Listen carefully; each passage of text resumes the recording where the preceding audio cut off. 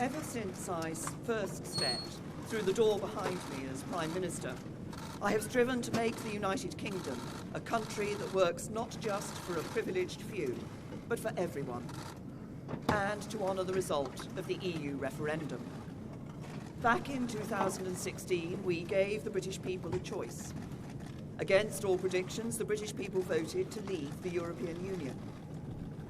I feel as certain today as I did 3 years ago that in a democracy, if you give people a choice, you have a duty to implement what they decide.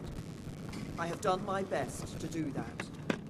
I negotiated the terms of our exit and a new relationship with our closest neighbours that protects jobs, our security and our union.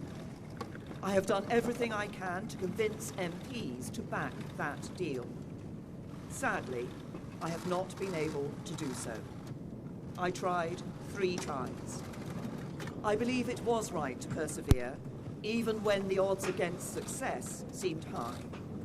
But it is now clear to me that it is in the best interests of the country for a new Prime Minister to lead that effort. So I am today announcing that I will resign as leader of the Conservative and Unionist Party on Friday the 7th of June, so that a successor can be chosen.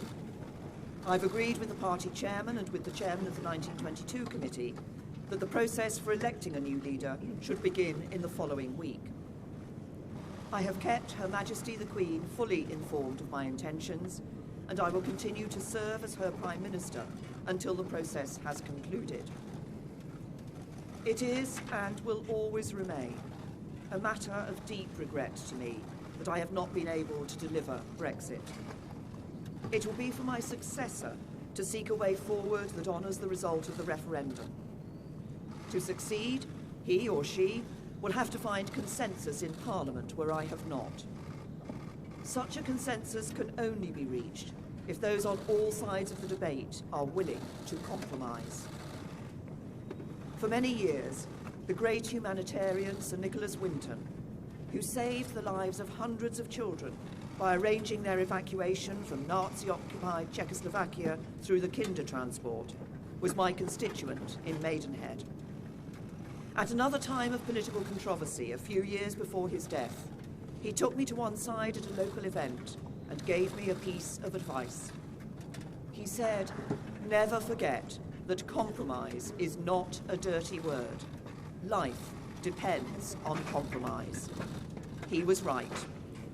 As we strive to find the compromises we need in our politics, whether to deliver Brexit or to restore devolved government in Northern Ireland, we must remember what brought us here. Because the referendum was not just a call to leave the EU, but for profound change in our country. A call to make the United Kingdom a country that truly works for everyone. I'm proud of the progress we have made over the last 3 years. We have completed the work that David Cameron and George Osborne started.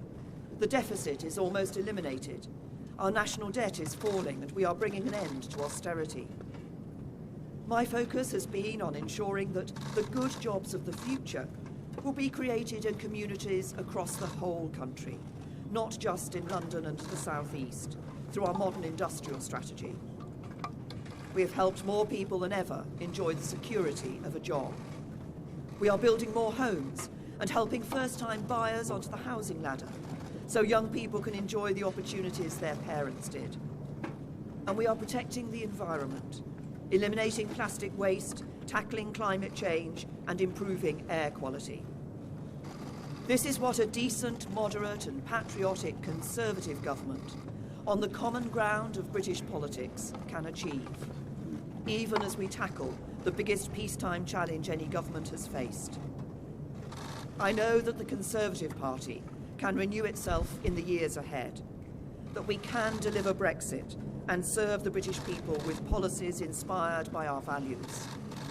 Security, freedom and opportunity. Those values have guided me throughout my career. But the unique privilege of this office is to use this platform to give a voice to the voiceless, to fight the burning injustices that still scar our society. That is why I put proper funding for mental health at the heart of our NHS long-term plan. It's why I'm ending the postcode lottery for survivors of domestic abuse. It is why the race disparity audit and gender pay reporting are shining a light on inequality so it has nowhere to hide. And it is why I set up the independent public inquiry into the tragedy at Grenfell Tower, to search for the truth, so nothing like it can ever happen again, and so the people who lost their lives that night are never forgotten. Because this country is a union, not just a family of 4 nations, but a union of people, all of us. Whatever our background, the colour of our skin, or who we love, we stand together, and together we have a great future. Our politics may be under strain, but there is so much that is good about this country, so much to be proud of, so much to be optimistic about. I will shortly leave the job that it has been the honour of my life to hold. The second female Prime Minister, but certainly not the last. I do so with no ill will, but with enormous and enduring gratitude to have had the opportunity to serve the country I love.